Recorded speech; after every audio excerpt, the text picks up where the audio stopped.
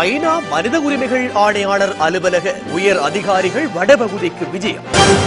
பிரித்தானிய நாடு கடத்தப்படவுள்ள இலங்கை அகதிகள் தமது நாடு கடத்தலை எதிர்த்து உண்ணாவிரதம். கிழக்கில் ஆளும் கூட்டணியுடன் இணைந்து சர்வகட்சி ஆட்சியொன்றை அமைப்பதற்கு தமிழ் தேசிய கூட்டமைப்பின் பங்காளி கட்சிகள் எதிர்ப்பு. இஸ்லாத்தை அவமதிக்கும் அமெரிக்க திரைப்படத்திற்கு எதிராக இன்றும் இஸ்லாமிய நாடுகளில் வன்முறை கலந்த ஆர்ப்பாட்டம்.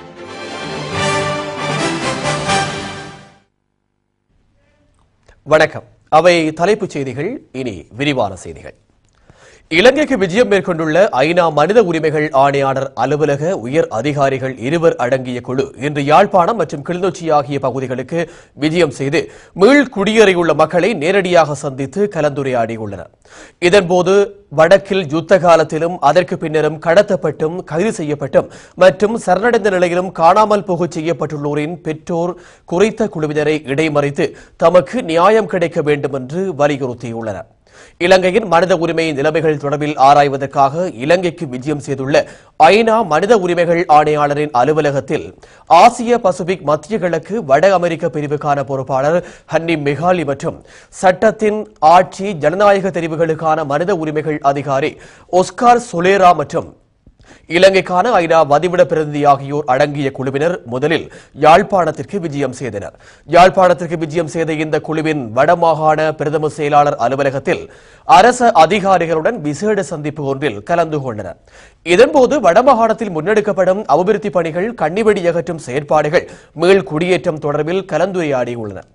இந்த சந்திப்பில் வடமாகாண பிரதம செயலாளர் விஜயலட்சுமி, ஆளுநரின் செயலாளர் இளங்கோவன், யாழ் மாவட்ட அரசாங்க அதிபர் சுந்தரம் அருமைநாயகம், வடமாகாண கல்வி பண்பாட்டு அலுவலர்கள் மற்றும் விளையாட்டுத்துறை அமைச்சின் செயலாளர் சத்தியசீலன் உள்ளிட்ட பலர் கலந்து கொண்டனர். இதனையடுத்து யுத்தம் காரணமாக நீண்ட காலமாக இடம்பெயர்ந்த மக்கள் மீள் குடியேற்றம் செய்யப்பட்ட அரியாலை, நாவலடி பிரதேசத்திற்கும் விஜயம் செய்த இந்த குழு அங்குள்ள நிலைமைகளை ஆராய்ந்தனர். இதன்போது அங்கு மீள குடியேறியுள்ள மக்களும் கலந்துரையாடினர். இந்த கலந்துரையாடல்களில் பல்வேறு விடயங்கள் தொடர்பிலும் ஐநா உயர் அதிகாரிகள் ஆராய்ந்ததோடு அவர்களின் குறை நிறைகளையும் கேட்டறிந்தனர். இதன் பின்னர் நண்பகல் இலங்கை மனித உரிமைகள் ஆணைக்குழுவின் யாழ் அலுவலகத்தில் சென்ற இந்த குழுவினர் ஆணைக்குழுவின் யாழ் அலுவலக இணைப்பாளரை சந்தித்து கலந்துரையாடினர். இதன்போது வடக்கில் காணாமல் போனோரின் பெற்றோர் குறித்த குழுவினரை இடைமறித்து தமக்கு நியாயம் கிடைக்க வேண்டும் என்று வலியுறுத்தினர். இந்த நிலையில் காணாமல் போனோர் குறித்த விவரங்களை தமது உத்தியோகபூர்வ இணையதளத்தினூடாக பதிவு செய்யுமாறு ஐநா மனித உரிமைகள் அலுவலக அதிகாரிகள் மக்களிடம் கோரிக்கை விடுத்துள்ளனர். இந்த சந்திப்பின் பின்னர் கிளிநொச்சி மாவட்டத்துக்கு சென்ற இந்த குழு அங்குள்ள நிலைமைகளையும் ஆராய்ந்து உள்ளது. இதேவேளை யாழ்ப்பாணத்தில் இடம்பெற்ற சந்திப்புகளின் போது யுத்தத்தின் பின்னர் உள்ள நிலைமைகள் குறித்தும் குறிப்பாக மனித உரிமை விடயங்கள் குறித்தும் அதிகம் பேசப்பட்டதாக தெரிவிக்கப்படுகிறது. யுத்தத்தால் பாதிக்கப்பட்ட மக்களுக்கான வாழ்வாதார உதவிகள் சரியான இதுவரை இலங்கை அரசாங்கத்தினால் மேற்கொள்ளப்படவில்லை என்றும் இதனால் அடிப்படை வசதிகளற்ற நிலையிலேயே மீள் குடியேறியுள்ள மக்கள் வாழ்ந்து வருவதாகவும் யாழ்ப்பாணத்துக்கு விஜயம் செய்த ஐநா மனித உரிமை ஆணையாளர் அலுவலக உயர் அதிகாரிகளிடம் யாழ் ஆயர் தோமஸ் சவுந்தரநாயகம் தெரிவித்துள்ளார். யாழ்ப்பாணத்துக்கு விஜயம் செய்த ஐநா மனித உரிமைகள் ஆணையாளர் அலுவலக அதிகாரிகள் குழுவினர் இன்று யாழ் ஆயர் இல்லத்தில் வைத்து யாழ் ஆயர் தோமஸ் சவுந்தரநாயகம் ஆண்டகையை இன்று மதியம் 2 மணியளவில் சந்தித்து கலந்துரையாடினார். இந்த சந்திப்பின் போது போரினால் பெரிதும் பாதிக்கப்பட்ட வன்னி மற்றும் யாழ்ப்பாணத்தின் தற்போதைய நிலைமைகள் தொடர்பில் யாழ் ஆயர் எடுத்துரைத்துள்ளார். வன்னி பகுதியில் யுத்தத்தின் போது 80% வீடுகள் அளிக்கப்பட்டு உள்ளன. அதற்கான ஏற்பாடுகளை அரசாங்கம் இதுவரை மேற்கொள்ளவில்லை என்பதுடன் மக்களுக்கான உதவிகள் வழங்குவதற்கு தொண்டு நிறுவனங்கள் முன்வருகின்ற போதும் அதற்கான அனுமதியினை அரசாங்கம் வழங்கவில்லை என்றும் ஆயர் சுட்டிக்காட்டியுள்ளார். அத்துடன் யுத்தம் முடிவடைந்ததை அடுத்து வடபகுதியில் அரசாங்கம் அபிவிருத்தி வேலைகளை செய்து வந்தாலும் யுத்தத்திற்கான காரணங்கள் தொடர்பாக ஆராய்ந்து அதற்குரிய தீர்வை வழங்க இன்னமும் முன்வரவில்லை என்றும் கவலை வெளியிட்டுள்ளார். கற்றுக்கொண்ட பாடங்கள் மற்றும் நல்லிணக்க ஆணைக்குழுவின் அறிக்கையில் தெரிவிக்கப்பட்டு வரும் பரிந்துரைகளை நடைமுறைப்படுத்துகின்றோம் என்று அரசாங்கம் சர்வதேச நாடுகளுக்கு தெரிவித்து வருகின்ற போதும் படை குறைப்பு மற்றும் மீள் குடியேற்றங்கள் என்பன திருப்தியற்ற நிலையில் இருப்பதாகவும் குறிப்பிட்டார். ஜனநாயகத்தை நிலைநாட்ட வேண்டுமென்றால் அரசாங்கம் வடமாகாண சபை தேர்தலை நடத்த வேண்டும் என்றும் அவ்வாறு தேர்தல் நடைபெற்றால் மாத்திரமே இங்கு ஜனநாயகம் மலரும் என்றும் தெரிவித்த ஆயர் இந்த விடயம் தொடர்பில் மகஜர் ஒன்றையும் ஐநா மனித உரிமைகள் ஆணையாளர் அலுவலக குழுவினரிடம் கையளித்துள்ளார். அதேவேளை இலங்கையின் வடபகுதியில் பெரும் எடுப்பில் மேற்கொள்ளப்பட்டு வரும் சிங்கள குடியேற்றம் பௌத்தமயமாக்கல்கள் குறித்தும் ஆதாரங்களோடு தகவல்களை முன்வைத்துள்ளார். அதேவேளை யாழ் மாவட்டத்தில் ராணுவ குறைப்பு திருப்தி ஏற்படவில்லை என்றும் தெரிவித்துள்ள யாழ் ஆயர் யுத்த காலத்தில் இறந்தவர்களுக்கு அஞ்சலி செலுத்த முடியாத நிலையில் தமிழ் மக்கள் இருப்பதாகவும் சுட்டிக்காட்டியுள்ளார். மட்டக்களப்பு சிறைச்சாலையில் உள்ள 6 சிறை கைதிகள் இன்று காலை முதல் சிறைச்சாலையின் கூரை மீது ஏறி உண்ணாவிரதத்தில் ஈடுபட்டு வருகின்றனர். மட்டக்களப்பு சிறைச்சாலையில் உள்ள சிங்கள அதிகாரிகளை மாற்றி தமிழ் பேசும் அதிகாரிகளை நியமிக்க வேண்டும் எனவும் சிறை கைதிகளின் மருத்துவ வசதிகள் உட்பட அத்தியாவசிய தேவைகள் தொடர்பில் அக்கறை செலுத்த வேண்டும் என்றும் கோரியே இவர்கள் உண்ணாவிரதத்தில் ஈடுபட்டு வருகின்றனர். உண்ணாவிரதத்தில் ஈடுபட்டு வருகின்ற சிறை கைதிகளின் கோரிக்கைகள் நிறைவேற்றப்படாதபடி இது சாகும் வரையிலான உண்ணாவிரதமாக தொடரும் என்றும் உண்ணாவிரதத்தில் ஈடுபட்டுள்ள கைதி ஒருவர் தெரிவித்துள்ளார்.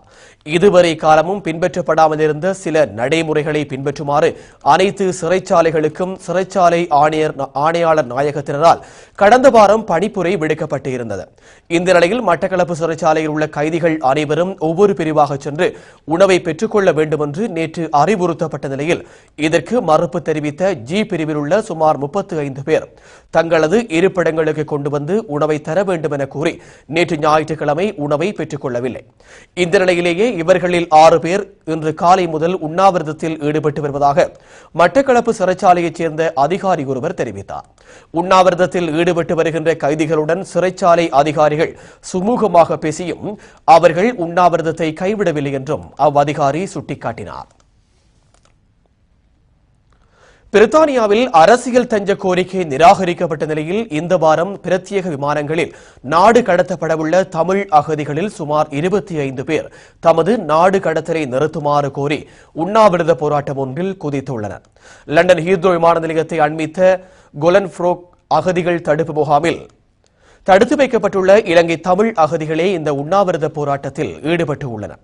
ஏற்கனவே இந்த முகாமில் தடுத்து வைக்கப்பட்டுள்ள திருகோணமலையைச் சேர்ந்த சொந்த இடமாக கொண்ட 29 வயதுடைய இளைஞர் ஒருவர் கடந்த 4 நாட்களாக உண்ணாவிரதம் இருந்து வரும் நிலையிலேயே ஏனைய 24 பேர் இன்று அவருடன் உண்ணாவிரத போராட்டத்தில் இணைந்து கொண்டுள்ளனர்.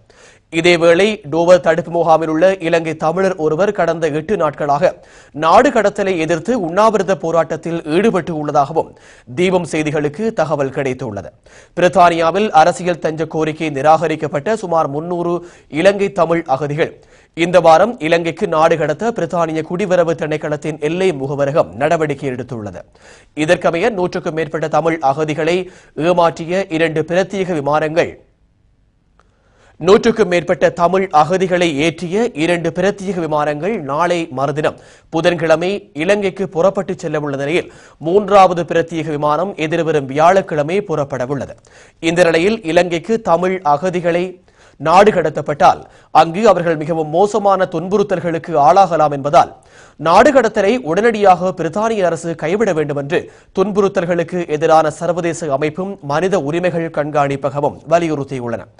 எனினும் இதனையும் மீறி பிரித்தானிய குடிவரவு திணைக்களம் திட்டமிட்டபடி இலங்கை தமிழ் அகதிகளை நாடு கடத்த நடவடிக்கை எடுத்து வரும் நிலையிலேயே நாடு கடத்தலுக்கு முகம் கொடுத்துள்ள தமிழ் அகதிகள் சிலர் உண்ணாவிரத போராட்டங்களில் ஈடுபட்டு உள்ளனர். இது குறித்து ஹீத்ரோ சர்வதேச விமான நிலையத்தை அண்மித்த பகுதியில் அமைந்துள்ள கொலன்ஃப்ரூக் அகதிகள் தடுப்பு முகாமில் தடுத்து வைக்கப்பட்டுள்ள தமிழ் அகதிகளில் ஒருவரான சங்கர் எமது செய்திப் பிரிவோடு தொலைபேசியில் தொடர்பு கொண்டு இந்த தகவல்களை தெரிவித்தார்.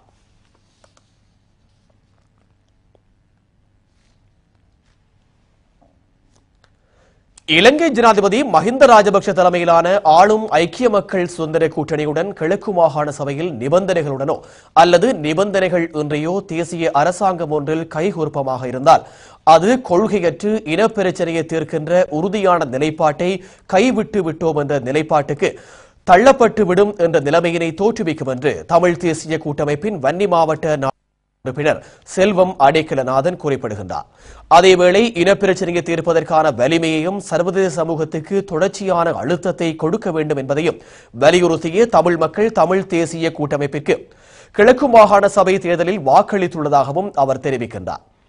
இந்த நிலையில் கிழக்கு மாகாண சபையில் வெற்றி பெற்ற ஆசனங்களுடன் இங்கு தேசிய அரசாங்கத்தை நிபந்தனைகளுடன் அமைப்பதாக இருந்தால் இதனை ஆரம்பத்திலேயே நாடாளுமன்ற தேர்தலில் வெற்றியீட்டிய உறுப்பினர்களோடு நாடாளுமன்றத்திலேயே நடத்தியிருக்க முடியும் என்றும் அவர் சுட்டிக்காட்டுகின்றார்.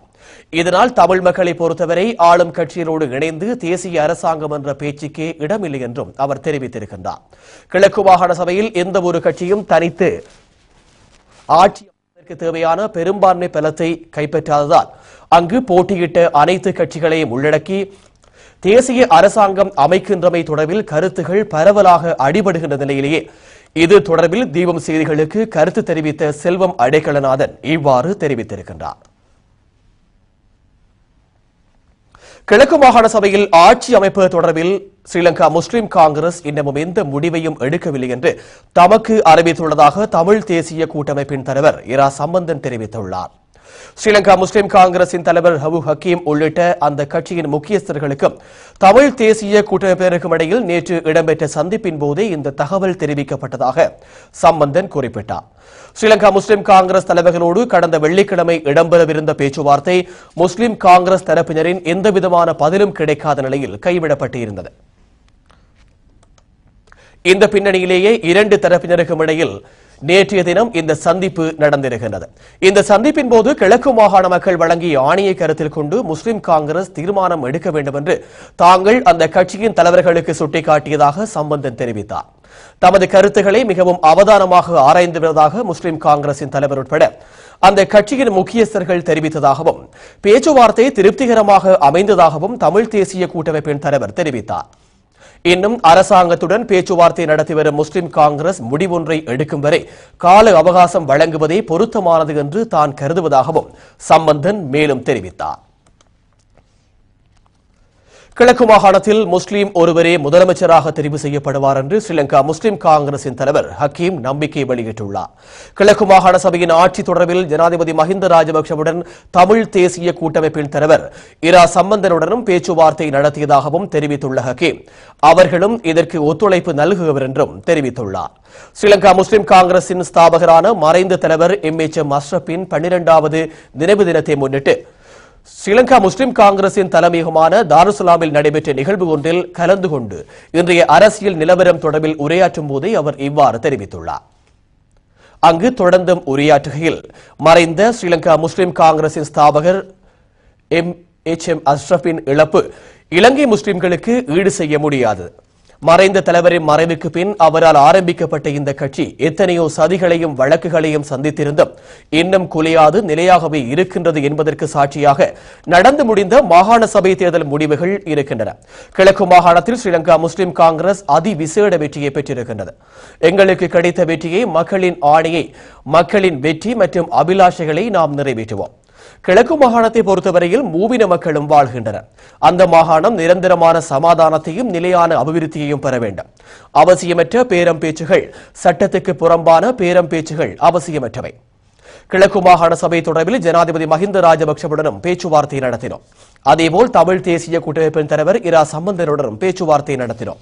தமிழ் தேசிய கூட்டமைப்போடு பேச்சுவார்த்தையில் ஈடுபட்ட வேளை நாங்கள் மூவின மக்களுக்கும் பொருத்தமான ஆட்சி கிழக்கில் அமைவதை வலியுறுத்தி கூறினோம்.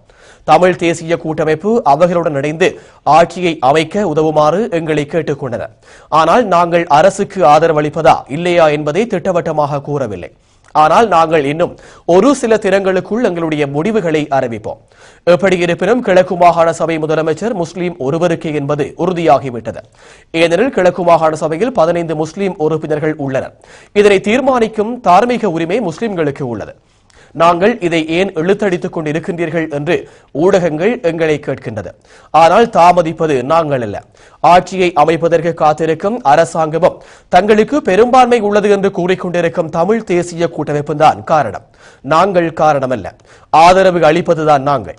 அரசாங்கம் ஆட்சியை அமைக்கின்ற போது சமூக நலனை முன்னிலைப்படுத்தி ஆட்சியை அமைப்போம். தேர்தல் காலங்களில் வெற்றிலை சின்னத்தை அவமதித்து பேசியதாகவும் சிலர் தெரிவிக்கின்றனர். ஆனால் இது தவறான வாதமாகும்.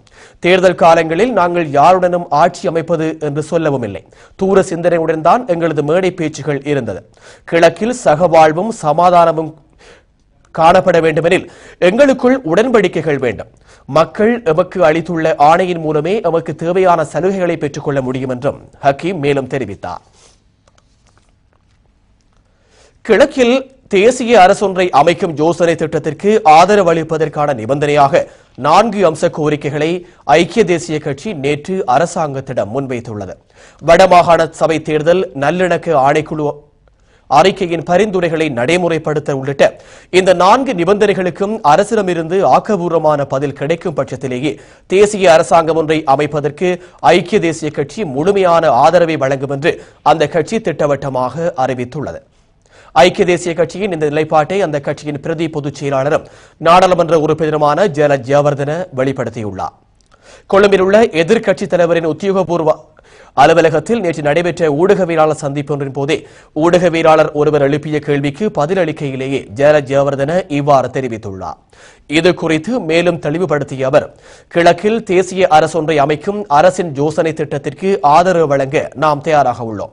தேசிய அரசொன்றை அமைக்கும் விவகாரத்தில் எமது பங்களிப்பையும் அரசாங்கம் பெற வேண்டுமாயின் நாம் முன்வைக்கும் நிபந்தனைகளான 4 அம்ச கோரிக்கைகளுக்கு அரசு ஆக்கபூர்வமான முறையில் பதிலளிக்க வேண்டும்.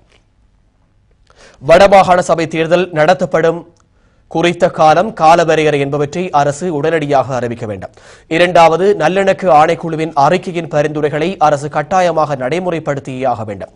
இதன்படி நல்லிணக்க ஆணைக்குழு அறிக்கையை அரசு நடைமுறைப்படுத்தும் காலம் கால வரையறை அரசின் செயல்பாட்டு திட்டம் என்பவற்றையும் தெளிவாக கூற வேண்டும். மூன்றாவது, நாடாளுமன்ற தெரிவுக்குழுவை அமைப்பதற்கான அரசின் நிகழ்ச்சி திட்டம் என்ன என்பதையும் தெரிவுக்குழு அமைப்பதற்கான நோக்கத்தையும் அரசு தெளிவாக விவரிக்க வேண்டும். அத்துடன் தெரிவுக்குழு அமைக்கும் காலம் கால வரையறை என்பவற்றையும் அது தெளிவாக தெரிவிக்க வேண்டும். நான்காவது, கிழக்கு மாகாண சபையில் முதலமைச்சர் பதவி குறித்தும் அரசு அவதானம் செலுத்த வேண்டும். இதன்படி கிழக்கு மாகாணத்தின் முதலமைச்சர் பதவியில் முதல் 2 வருடங்கள் தமிழர் ஒருவருக்கும், அடுத்த 2 வருடங்கள் முஸ்லிம் ஒருவருக்கும், இறுதி வருடம் சிங்களவர் ஒருவருக்கும் வழங்கப்பட வேண்டும். இதற்கமைய கிழக்கு மாகாண சபை ஆட்சியானது மூவினத்தையும் பிரதிபலிப்பதாக அமைய வேண்டும். கிழக்கு மாகாணத்தில் எமக்கு ஆட்சி கிடைக்க வேண்டும் என்று நாம் எதிர்பார்க்கவில்லை. கிழக்கு வாழ் அனைத்து தமிழ் மக்களினதும் எதிர்பார்ப்புகள் நிறைவேற்றப்பட வேண்டும் என்பதே எமது நிலைப்பாடு என்றும் அவர் தெரிவித்துள்ளார். உத்தியோகபூர்வ விஜயம் ஒன்றை மேற்கொண்டு இலங்கை சென்றுள்ள சீன தேசிய மக்கள் காங்கிரஸ் நிலையியல் குழுவின் தலைவர் வு பெங்குவோ இன்று இலங்கை ஜனாதிபதி மஹிந்த ராஜபக்சவை சந்தித்து கலந்துரையாடியுள்ளார். கொழும்பு காலிமுகத்திடலில் அமைந்துள்ள ஜனாதிபதி செயலகத்தில் இந்த சந்திப்பு இடம்பெற்றுள்ளது. இதன்போது சீன தேசிய மக்கள் காங்கிரஸ் நிலையியல் குழுவின் தலைவரோடு சென்றுள்ள சீன உயர்நிலை அதிகாரிகள் கொண்ட குழுவினரும் இலங்கை ஜனாதிபதியுடனான சந்திப்பில் கலந்து கொண்டனர்.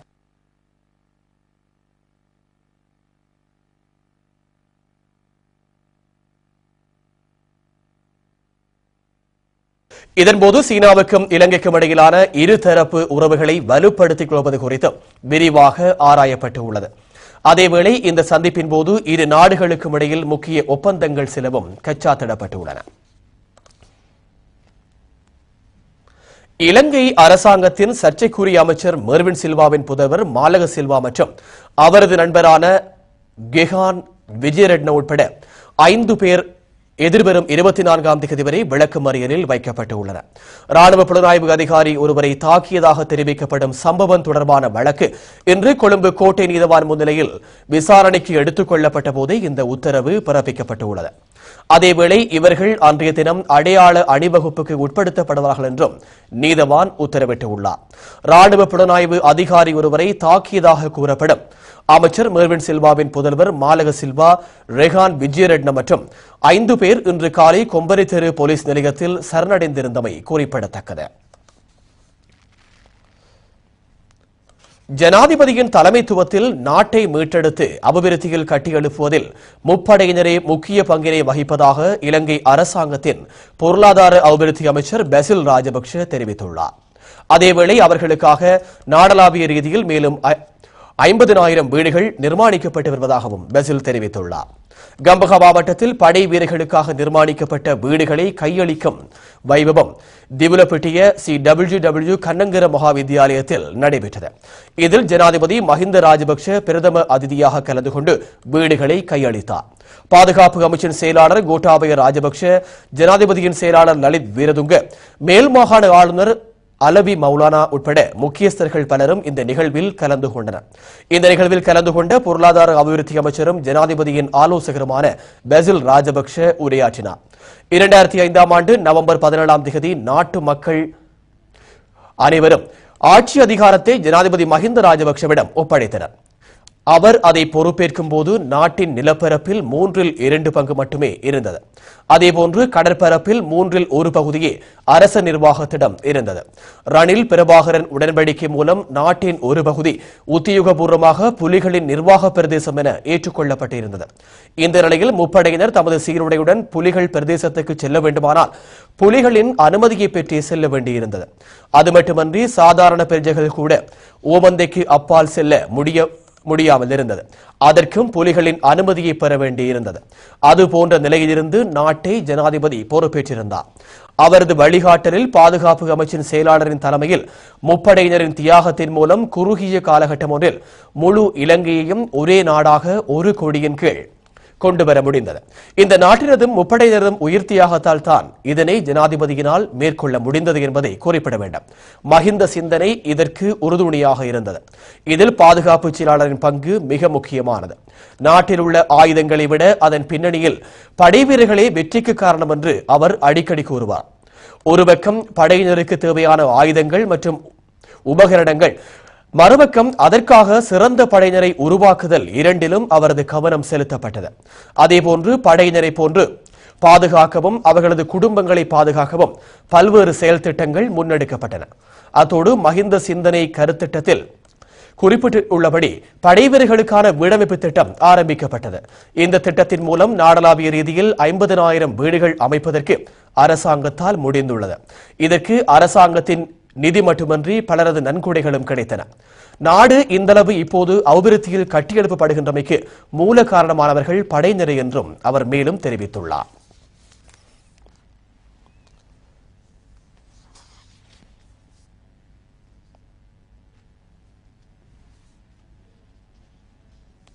இலங்கை அதிபர் மஹிந்த ராஜபக்ஷ இந்தியாவின் மத்திய பிரதேச மாநிலத்தில் நடைபெறவுள்ள விழா ஒன்றில் கலந்து கொள்ள திட்டமிட்ட நிலையில் அதற்கு எதிர்ப்பு தெரிவிக்கப்பட்டுள்ளது. தமிழகத்தில் மிகப்பெரிய போராட்டங்கள் வெடித்துள்ளன. இந்த நிலையில் இன்று தமிழகத்தின் சேலத்தில் ஆட்டோ டிரைவர் ஒருவர் இன்று அதிகாலை தீக்குளித்துள்ளார். சேலம் நெத்திமேடு அருகே உள்ள காமராஜர் நகரைச் சேர்ந்த ஆட்டோ சாரதியான விஜயராஜ் என்பவரே இன்று அதிகாலை 5 மணியளவில் சேலம் பழைய பேருந்து நிலையம் அருகே உள்ள ஆட்டோ நிலையத்தில் வைத்து தீக்குளித்துள்ளார். இந்தியாவுக்கு மஹிந்த ராஜபக்ஷ வருவதை தடுக்க வேண்டும் என்று வலியுறுத்தி தனது உடலில் பெட்ரோலை ஊற்றி தீ வைத்துக் கொண்டுள்ளார். இந்த விடயத்தை அடுத்து அருகே இருந்தவர்கள் தீயை அணைத்து அவரை சேலம் மருத்துவமனைக்கு கொண்டு சென்று உள்ளனர். தீக்காயம் காரணமாக உடல்நிலை கவலைக்கிடமான நிலையில் இருக்கும் விஜயராஜ் தான் தீ குளித்ததற்கான காரணத்தை தெரிவிக்கையில், இலங்கை அதிபர் இந்தியா வருவதை யாரும் விரும்பவில்லை, இதனால் அவரது வருகையை தடுக்க வேண்டும், இதனை வலியுறுத்தி தான் தீக்குளித்தேன் என்று தெரிவிக்கிறார். இதேவேளை இலங்கை அதிபரின் இந்திய விஜயத்திற்கு எதிர்ப்பு தெரிவித்து புதுச்சேரி மாநிலத்தில் இன்று கடைகள், வணிக நிறுவனங்கள் மூடப்பட்டு முழு கடையடைப்பு போராட்டம் நடத்தப்படுகின்றது. இதனால் புதுச்சேரி நகரம் வெறிச்சோடியுள்ளதாக அறிவிக்கப்பட்டுள்ளது. நாம் தமிழர் இயக்க ஒருங்கிணைப்பாளர் சீமான் இந்த போராட்டத்திற்கு அழைப்பு விடுத்திருந்தார். இதேவேளை இலங்கை அதிபர் மஹிந்த ராஜபக்ஷவின் விஜயத்திற்கு எதிராக போராட்டங்களை நடத்துவதை தவிர்த்துக் கொள்ளுமாறு இந்தியாவின் மத்திய பிரதேச மாநில முதலமைச்சர் சிவராஜ் சிங் சௌஹான் கோரிக்கை விடுத்துள்ளார். எதிர்வரும் 21ஆம் தேதி மத்திய பிரதேச மாநிலம் சாஞ்சியில் நடைபெறவுள்ள பௌத்த பல்கலைக்கழகத்திற்கான அடிக்கல் நாட்டு விழாவில் இலங்கை அதிபர் மஹிந்த ராஜபக்ஷ சிறப்பு விருந்தினராக கலந்து கொள்ளவுள்ள நிலையில் அதற்கு தமிழகத்தில் கடும் எதிர்ப்புகள் கிளம்பியுள்ளன. இந்த நிலையில் தொடர்ச்சியாக தமிழகத்தில் போராட்டங்கள் இடம்பெறுவதோடு எதிர்வரும் 21ஆம் தேதி சாஞ்சியில் போராட்டங்களை நடத்தப்போவதாக மதிமுக உள்ளிட்ட தமிழக அரசியல் கட்சிகள் எச்சரித்துள்ளன. இந்த நிலையில் இன்று மத்திய பிரதேச மாநிலத்தின் தலைநகர் போபாலில் ஊடகவியலாளர்களை சந்தித்த அந்த மாநில முதலமைச்சர் சிவராஜ் சிங் சௌஹான் 21ஆம் தேதி சாஞ்சியில் நடைபெறவுள்ள பௌத்த பல்கலைக்கழகத்திற்கான அடிக்கல் நாட்டு விழாவில் கலந்து கொள்ள உள்ளார். இந்த நிகழ்வு திட்டமிட்டபடி நடைபெறும். இதில் அரசியல் நோக்கம் எதுவுமில்லை. நாடுகளுக்கிடையிலான ஒற்றுமையும் நல்லுணர்வையும் சர்வதேச அமைதியையும் வலியுறுத்தியே இந்த நிகழ்வு நடைபெறுகிறது. இதனால் இந்த நிகழ்வை குழப்பும் வகையிலான இந்த போராட்டங்களும் நடத்தப்படக்கூடாது என்று கேட்டுக் கொள்கின்றோம் என்றும் தெரிவித்தார். எனினும் இலங்கை அதிபரின் இந்திய விஜயத்திற்கு எதிரான ஆர்ப்பாட்டம் திட்டமிட்டபடி நடத்தப்படும் என்று மறுமலர்ச்சி திராவிட முன்னேற்றக் கழகத்தின் பொதுச் செயலாளர் வைகோ இன்று அறிவித்துள்ளார். இஸ்லாத்தை இழிவுபடுத்தும் வகையில் தயாரிக்கப்பட்டுள்ள அமெரிக்க திரைப்படத்திற்கு எதிராக இடம்பெற்ற புதிய கட்ட ஆர்ப்பாட்டங்களின் போதும் வன்முறைகள் வெடித்துள்ளன. இதனால் ஒருவர் பலியாகியுள்ளதோடு பலர் காயமடைந்து உள்ளனர். இதற்கமைய இதுவரை அமெரிக்க திரைப்படத்திற்கு எதிராக இஸ்லாமிய நாடுகளில் தொடரும் ஆர்ப்பாட்டங்களால் 10க்கும் அதிகமானோர் கொல்லப்பட்டு உள்ளதோடு பல நாடுகளில் அமெரிக்க தூதரகங்கள் தாக்கப்பட்டு உள்ளன. இந்த நிலையில் லெபனானை தலைமையகமாக கொண்டு செயல்படும் ஹிஸ்புல்லா அமைப்பு புதிய கட்ட ஆர்ப்பாட்டங்களுக்கு அழைப்பு விடுத்துள்ளது. இஸ்ரேலிய அமெரிக்கரான கலிபோர்னியாவைச் சேர்ந்த ஜாம் பேஸ்லி என்பவரும் குர்ஆனை எரித்து பெரும் சர்ச்சைக்கு உள்ளவரான அமெரிக்காவின் புளோரிடாவைச் சேர்ந்த பாதிரியார் டெர்ரிக் ஜோன்ஸ் என்பவரும் இணைந்து இஸ்லாம் மதத்தையும் முகமது நபிகளாரையும் இழிவுபடுத்தி தயாரித்துள்ள இன்னசென்ஸ் ஆஃப் முஸ்லிம் என்ற திரைப்படம் காரணமாகவே உலகின் பல நாடுகளில் அமெரிக்காவிற்கு எதிரான போராட்டங்கள் வெடித்துள்ளன. கடந்த வாரம் 11ஆம் தேதி லிபியாவின் பெங்காசியில் உள்ள அமெரிக்க துணை தூதரகம் முன் வெடித்த இந்த திரைப்படத்திற்கு எதிரான முதலாவது போராட்டத்தின் போது அமெரிக்க தூதரகம் சூறையாடப்பட்டு உள்ளதோடு தீ வைக்கப்பட்டுள்ளது. இதன்போது ராக்கெட் தாக்குதல்கள் நடத்தப்பட்டன. இந்த பயங்கரவாத தாக்குதலில் லிபியாவிற்கான அமெரிக்க தூதுவர் கிறிஸ்டோபர் ஸ்டீபன்ஸ் மற்றும் 4 அமெரிக்கர்கள் கொல்லப்பட்டனர். இந்த நிலையில் ஏனைய நாடுகளிலும் உள்ள அமெரிக்க தூதரகங்கள் மீது வன்முறையுடன் கூடிய ஆர்ப்பாட்டங்கள் எதிர்ப்புகள் தெரிவிக்கப்பட்டன. குறிப்பாக ஜெர்மன், எகிப்து, சூடான், டுனிசியா உட்பட பல நாடுகளில் இடம்பெற்ற போராட்டங்களின் போது அமெரிக்க தூதரகங்கள் மீது தாக்குதல்கள் நடத்தப்பட்டு இருந்தன. இந்த நிலையில் லெபனானை தலைமையகமாக கொண்டு செயல்படும் ஜியா முஸ்லிம் ஆயுத குழுவான ஹிஸ்புல்லா அமைப்பு இஸ்லாத்தை அவமதித்த திரைப்படத்திற்கு எதிராக போராட்டங்களில் ஈடுபட வருமாறு அழைப்பு விடுத்துள்ளது. செய்திகளில் அடுத்து நாணய மாற்று விகிதம். ஆதரவு வழங்குவோர் one world remittance. Trust your one world.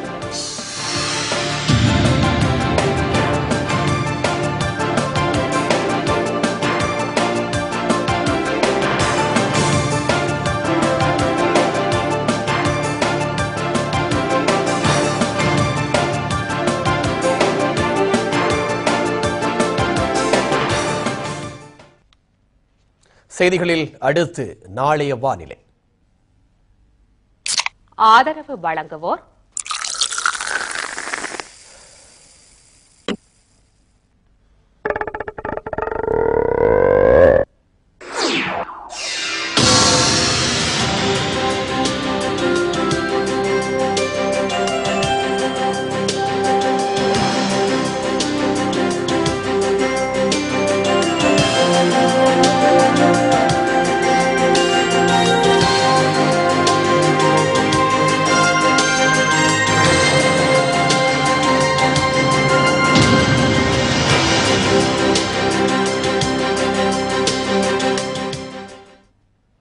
செய்திகளின் நிறைவாக மீண்டும் தலைப்புச் செய்திகள்.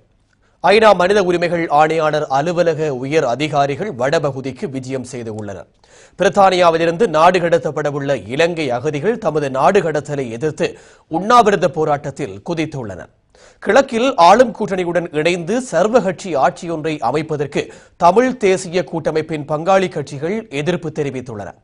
இஸ்லாத்தை அவமதிக்கும் அமெரிக்க திரைப்படத்திற்கு எதிராக இன்றும் இஸ்லாமிய நாடுகளில் இடம்பெற்ற ஆர்ப்பாட்டங்களில் வன்முறைகள் வெடித்துள்ளன.